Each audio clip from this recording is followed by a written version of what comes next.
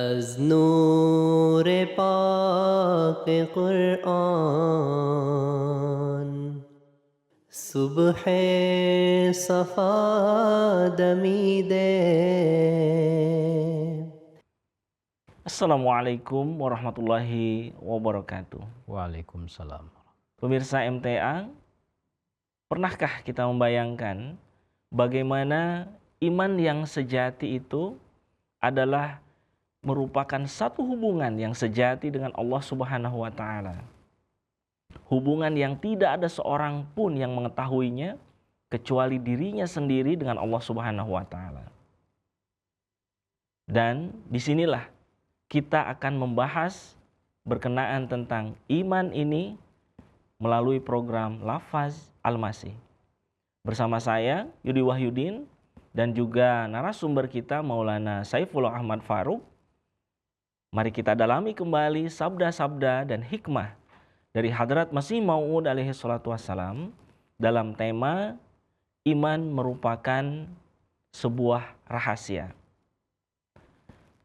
Sebelum lebih lanjut, mari kita sapa terlebih dahulu narasumber kita, Maulana Saifullah Ahmad Faruk. Assalamualaikum warahmatullahi wabarakatuh. Waalaikumsalam warahmatullahi wabarakatuh. Ya, alhamdulillah kita bertemu kembali dalam perbincangan yang insya Allah Ta'ala penuh hikmah, Maulana. Saat ini kita akan membincangkan berkenaan tentang satu tema, yang mana tema ini seperti halnya tema-tema yang umum, akan tetapi tersirat di dalamnya merupakan satu hal yang halus, rahasia. Ya, seperti apa rahasianya nanti barangkali kita akan dengarkan dari penjelasan Maulana.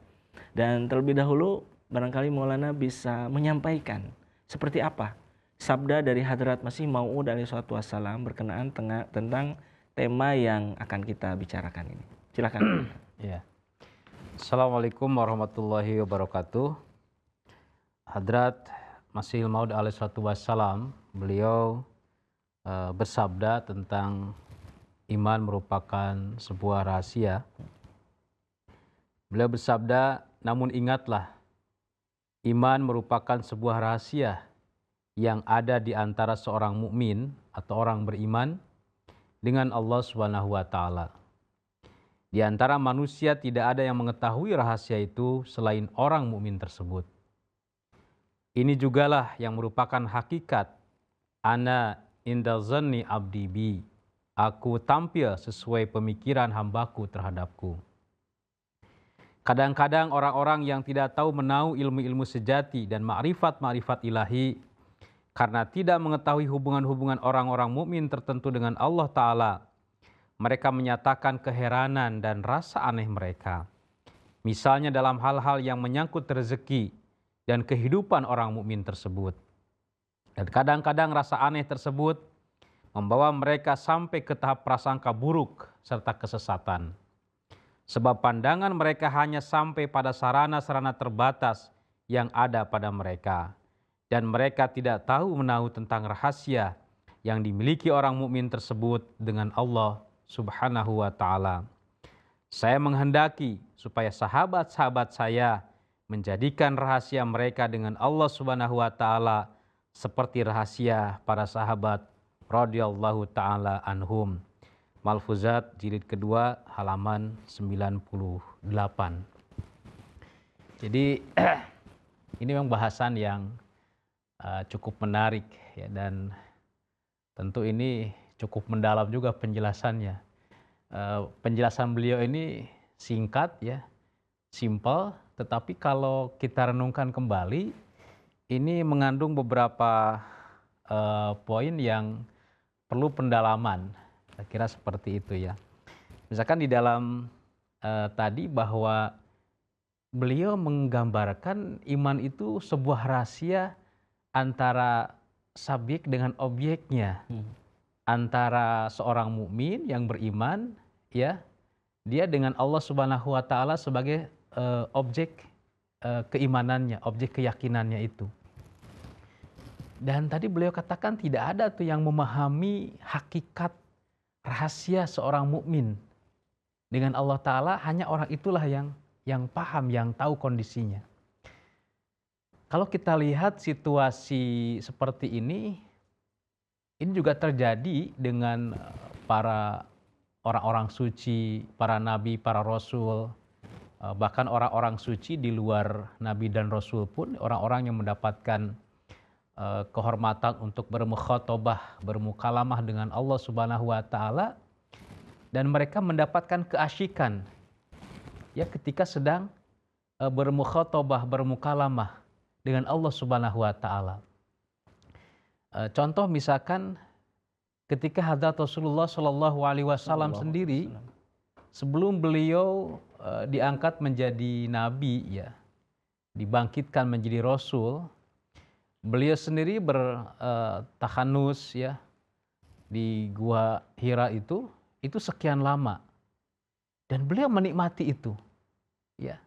Dan seandainya Allah Ta'ala tidak punya tugas agung untuk beliau ya, mungkin beliau tidak mau muncul ke permukaan untuk berpisah ya, untuk menjauh dari keasyikan berdua dengan sang kekasihnya Allah Subhanahu wa taala.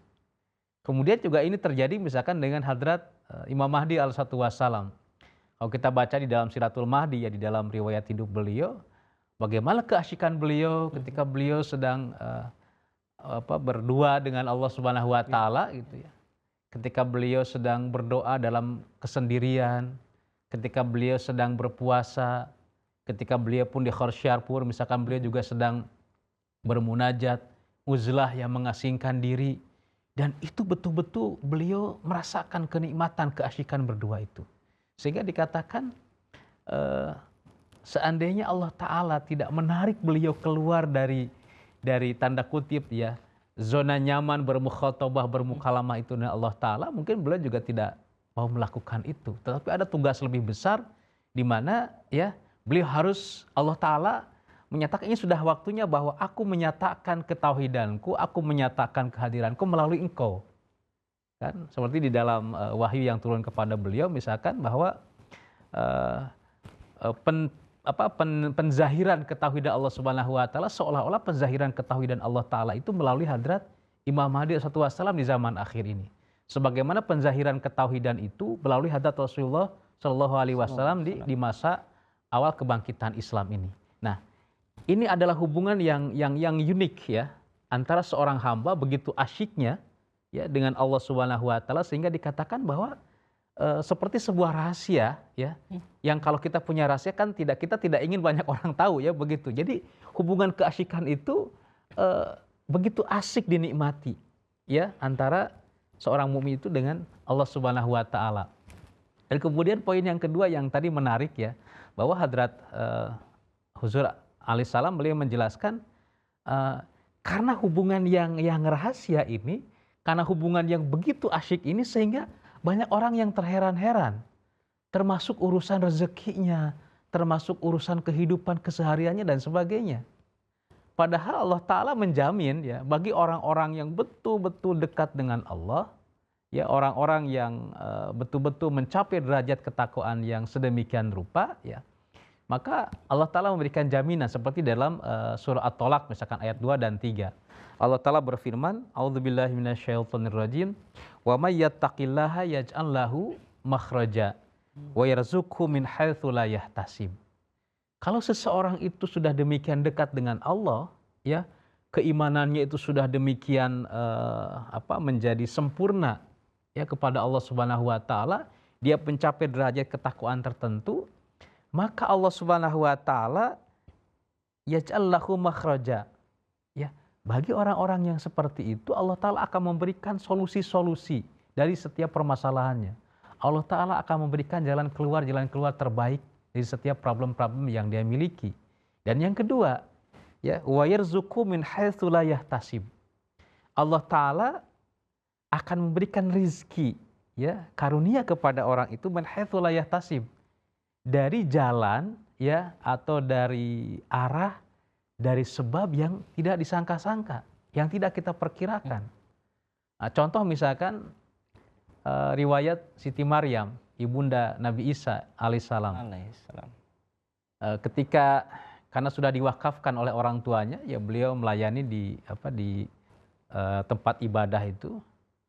Dan ketika sedang asyik ya dengan Allah Subhanahu wa taala begitu ya, menikmati keasikan itu, dan kadang-kadang ada rezeki-rezeki yang min haitsu la yahtasib datang kepada Siti Maryam, kan di dalam Al-Qur'an seperti itu dikisahkan.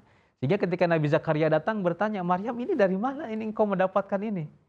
Beliau menjawab, "Min indillah, ini dari Allah Subhanahu wa taala." Masya Allah, Masya Allah. Nah, jadi ini yang tidak dipahami secara umum, ada rahasia di balik keimanan yang sempurna kepada Allah Subhanahu wa taala, yang ini terjadi dengan para anbiya ya, para rasul ya, dan orang-orang suci tentunya yang dekat dengan Allah Subhanahu wa taala. Pilihan Allah Subhanahu wa taala tentu saja ya Maulana sangat menyentuh, sangat unik tadi ya, dan indah sekali ya di dalam perhubungan ini, hubungan antara seorang hamba dengan Khaliknya, hubungan antara seorang yang mencintai seseorang yang dicintainya secara sejati, yakni Allah Subhanahu wa taala, yang mana tentu saja hubungan ini karena memang sangat bersikap pribadi ya, sifatnya secara pribadi, maka sikap yang terutama adalah tentu sikap yang harus dimiliki seperti halnya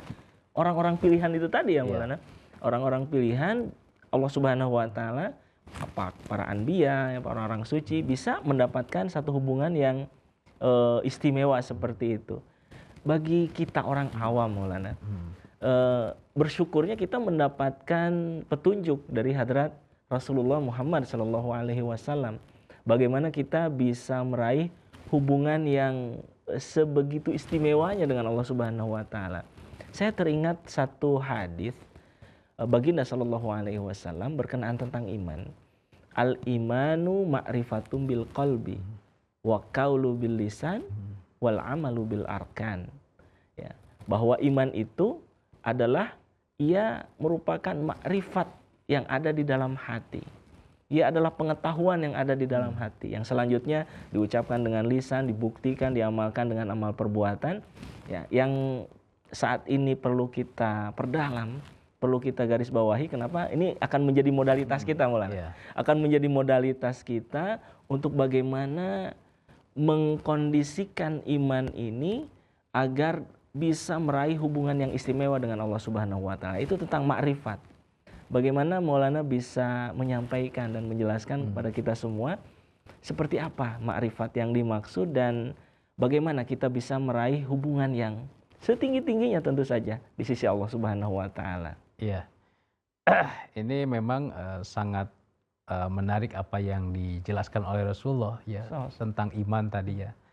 Ada juga beberapa hadis yang senada. Tadi kalau tadi definisi iman itu ma'rifatun bil qalbi wa qaulun bil lisan wa amalun bil arkan. Ada juga dalam hadis yang lain misalkan tasdiqun bil qalbi wa yaqrarun bil lisan wa amalun bil arkan. Jadi paling tidak iman itu memiliki tiga hal ya, tiga dimensi, tiga kategori lah. Seseorang bisa dikatakan seorang yang beriman.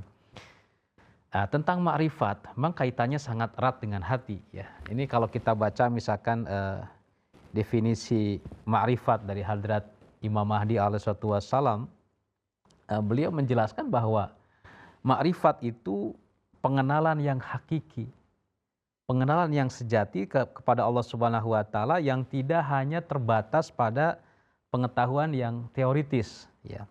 Tetapi berupa kesaksian batin yang diperoleh lewat pengalaman rohani secara langsung. Nah, maka oleh karena itu tingkatan ma'rifat ini kalau kita membaca di dalam filsafat ajaran Islam ya, bagaimana kita bisa sampai kepada tingkatan ma'rifat itu, paling tidak kita harus melalui dua tingkatan yang sebelumnya. Yang pertama, beliau menjelaskan ada tingkatan ilmul yakin. Yang kedua kemudian ainul yakin, dan ketiga adalah hakul yakin. Nah, ma'rifat itu ada pada tingkatan yang ketiga, pada tingkatan hakul yakin. Kalau ilmu yakin, ini contoh sederhana ya, seperti misalkan kita bicara contohnya madu lah. Kita mendengar atau mengetahui bahwa madu itu rasanya manis. Ya, itu ilmu yakin.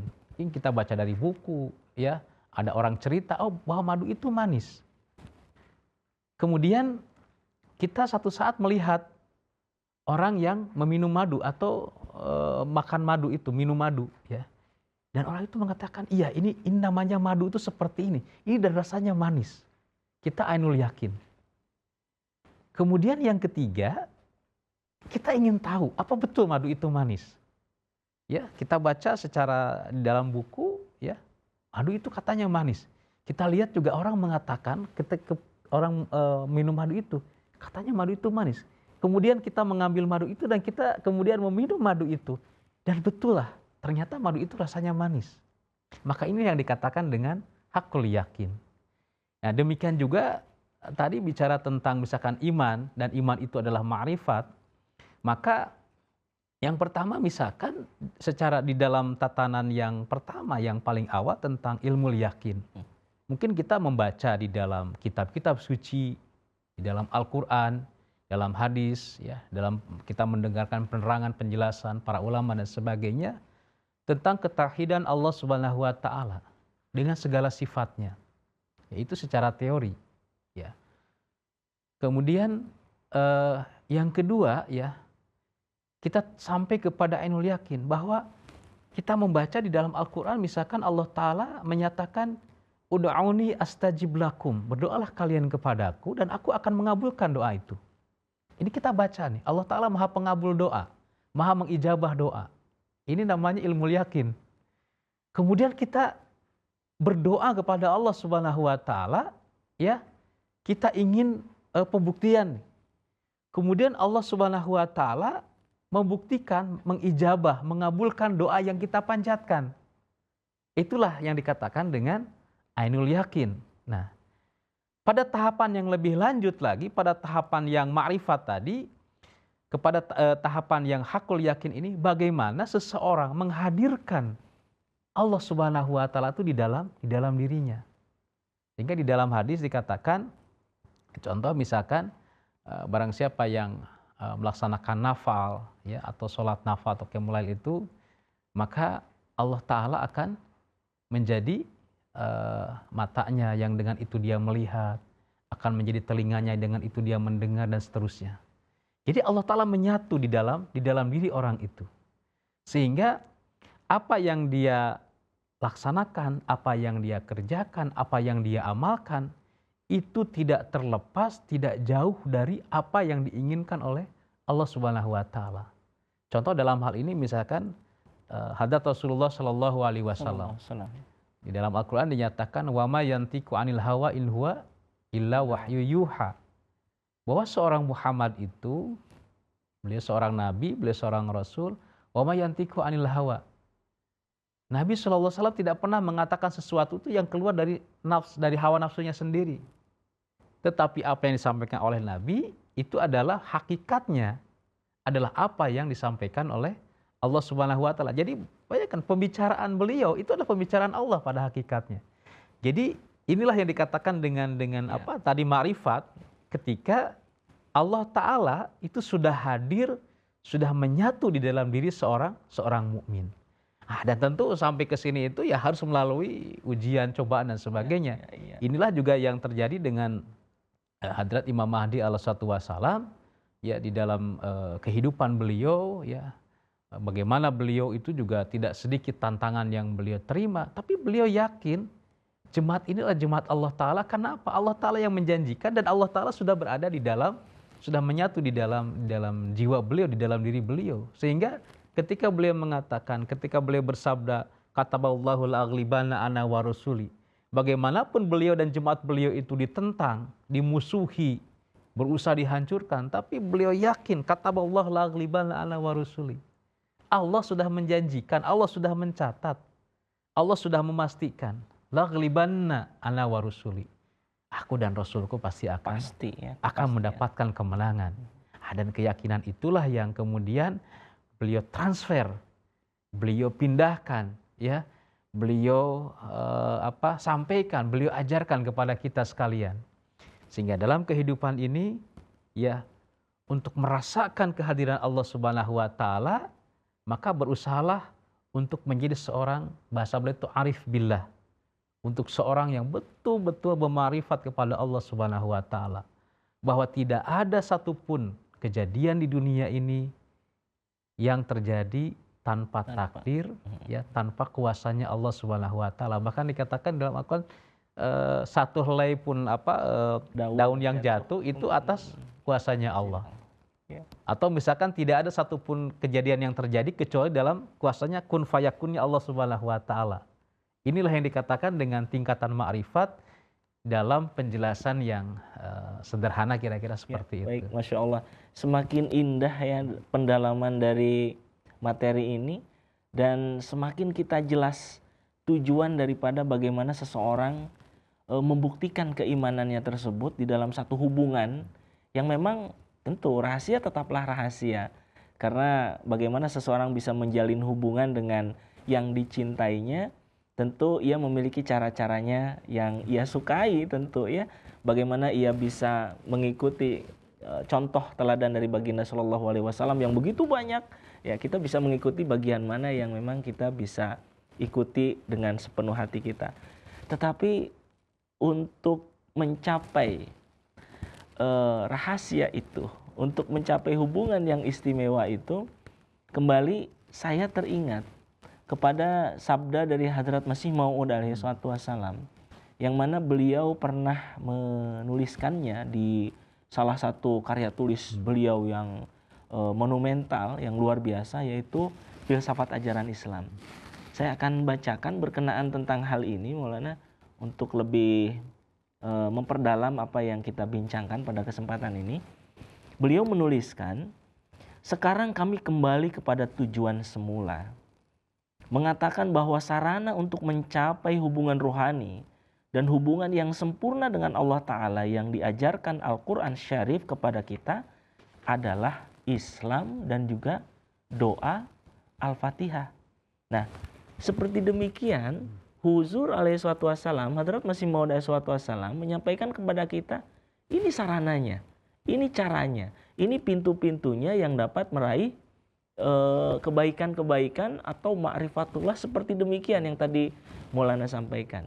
Nah, berkenaan tentang hal ini, bagaimana Maulana memberikan pemaparan yang untuk dapat kita meraih penjelasan dari apa yang disampaikan oleh Huzur berkenaan tentang sarana-sarana pencapaian itu. Iya. Tadi yang dijelaskan oleh beliau bahwa sarana yang terutama itu adalah Islam dan Al-Quran. Kalau kita lihat dan kita renungkan, ya, dan kita baca di dalam ayat-ayat yang lain di dalam Al-Quran, bahwa kenapa Islam? Karena Islam itu adalah keyakinan, adalah agama, keyakinan, jalan hidup, ya, yang Allah Subhanahu wa taala turunkan itu sejak Nabiullah Adam alaihissalam. Jadi Nabi Adam alaihissalam, semua nabi, anbiya ini adalah mereka muslim.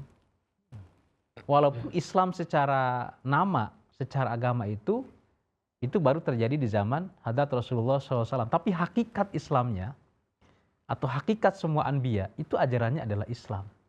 Islam itu adalah bagaimana kita ya mencapai penyerahan diri tertinggi kepada Allah Subhanahu wa taala. Itu yang dilakukan oleh para nabi. Sehingga warnanya para anbiya ini adalah warna tauhid. Warnanya para rasul ini adalah warnanya Allah Subhanahu wa taala, sibghatullah. Jadi Islam ini kan penyerahan diri. Ketika seseorang itu sudah berserah diri sedemikian rupa kepada Allah Subhanahu wa taala, tidak ada lagi warna yang bersangkutan secara mandiri. Maka yang ada adalah warna zat di mana dia menyerahkan diri kepadanya. Itu yang dikatakan sibghatullah. Warnanya Allah, sibghahnya Allah Subhanahu wa taala. Makanya tadi, apapun yang menjadi keinginan Tuhan, ya menjadi keinginannya dia. Apapun yang Tuhan suka, ya itulah yang dia suka. Apa yang Tuhan benci, itulah yang dia benci. Itu sudah menyatu di dalam Allah Subhanahu wa taala. Seseorang tidak terjerat lagi dengan permasalahan-permasalahan pribadi, permasalahan-permasalahan yang bisa menjauhkan, tetapi justru bagaimana itu menjadi sarana kembali lagi. Betul. Ya. Nah, yang kedua tadi sarananya adalah Al-Quran. Nah, Al-Quran ini kalau kita lihat, kita maknai Al-Quran ini secara mendalam, kemudian kita ringkaskan Al-Quran ini, maka Hadrat Masih Maud alaihissalam beliau menjelaskan bahwa makna Al-Quran yang 30 juz ini terdapat di dalam surah Al-Fatihah. Nah, Al-Fatihah ini kan ada 7 ayat. Ada satu ayat misalkan yang paling menarik, yang saya kira sangat erat kaitannya dengan yang tadi. Di dalam ayat ihdinas siratal mustaqim, siratal ladzina an'amta alaihim ghairil maghdubi alaihim waladdallin. Kemudian beliau tafsirkan ini dengan surah An-Nisa ayat 69 misalkan. Bahwa yang dimaksud dengan mustaqim, jalan yang lurus itu, jalan para nabi yang telah diberikan nikmat itu jalan yang mana? Kan begitu. Yaitu an'amallah itu adalah golongan-golongan yang telah mendapatkan nikmat dari Allah Subhanahu wa taala, golongannya para anbiya, golongannya para siddiqin, para syuhada, para solihin, kan seperti itu. Nah, jadi inilah ya kenikmatan-kenikmatan, inilah orang-orang yang mencapai makrifat yang hakiki tadi. Ya ini para nabi paling tinggi, kedua para siddiq, ya, kemudian para syuhada dan para solihin yang telah membuktikan kehadiran Allah Subhanahu wa taala. Kemudian beliau alaihissalam ya, beliau memberikan petunjuk juga bagi kita bagaimana kita bisa mencapai kepada atau jalan untuk mencapai kepada makrifat. Paling tidak ada 5 yang beliau jelaskan dari sabda-sabda beliau tentang jalan menuju makrifat ini. Yang pertama adalah takwa. Ya. Dalam takwa ini beliau jelaskan orang bertakwa adalah orang yang menjaga diri dari dosa, ya, lahir maupun batin. Kemudian untuk mencapai makrifat yang kedua adalah berzikir dan senantiasa berdoa kepada Allah Subhanahu wa taala. Yang ketiga adalah membaca Al-Qur'an dengan tadabbur. Tadi, ya, merenungkan Al-Qur'an setiap ayat, bahkan setiap kalimat, setiap lafaz, setiap huruf di dalam Al-Qur'an beliau jelaskan itu semua mengandung satu pelajaran bagi kita sekalian. Kemudian yang selanjutnya ketaatan penuh kepada Nabi Shallallahu Alaihi Wasallam, karena beliau adalah pintu keselamatan. Beliau adalah pintu menuju kepada Allah Subhanahu Wa Taala. Nah, kemudian yang kelima, nah ini juga penting bagi kita mengikuti bimbingan seorang imam yang ditunjuk oleh Allah Subhanahu Wa Taala. Karena kalau imam itu sudah ditunjuk oleh Allah Subhanahu wa taala, ya, artinya mereka sudah sampai kepada Allah. Seperti itu, ya. Kalau sudah sampai kepada Allah Subhanahu wa taala, artinya bahwa ya dengan mengikuti beliau ini tidak ragu lagi bahwa kita pun kalau mengikuti secara sempurna imam ini, maka kita juga akan sampai kepada Allah Subhanahu wa taala. Oke, baik. Masya Allah, luar biasa sekali penjelasan berkenaan tentang makrifat ini, begitu luhur, begitu tingginya, akan tetapi tentu saja bukan hanya keluhuran dan ketinggian, akan tetapi kita juga bisa mendapatkan pintu-pintu dan jalan untuk meraihnya, insya Allah tentu saja, melalui baginda Rasulullah Sallallahu Alaihi Wasallam. Baik, alhamdulillah, jazakumullah Maulana atas penyampaian dan penjelasannya. Insya Allah Ta'ala kita akan bertemu kembali di episode yang akan datang, yang tentunya akan lebih membawa kita kepada pintu-pintu kebaikan yang lebih berberkah lagi, insya Allah. Baik, pemirsa sekalian dimanapun Anda berada, alhamdulillah saat ini kita sudah menyelesaikan bahasan berkenaan tentang iman merupakan sebuah rahasia, yang mana rahasia tersebut dapat kita capai dengan mengikuti suri teladan dari baginda Rasulullah Sallallahu Alaihi Wasallam, sehingga dapat meraih perhubungan yang sejati dengan Allah Subhanahu wa taala, sekaligus dapat meraih kecintaan dan keridhoannya. Saya Yudi Wahyudin beserta seluruh kerabat kerja yang bertugas mohon pamit undur diri. Insya Allah Ta'ala kita akan bertemu kembali pada episode yang akan datang, yang insya Allah Ta'ala akan lebih membawa kita kepada peningkatan keimanan dan juga kesalehan. Wa akhiru da'wana alhamdulillahirabbil alamin. Wassalamualaikum warahmatullahi wabarakatuh. Waalaikumsalam warahmatullahi.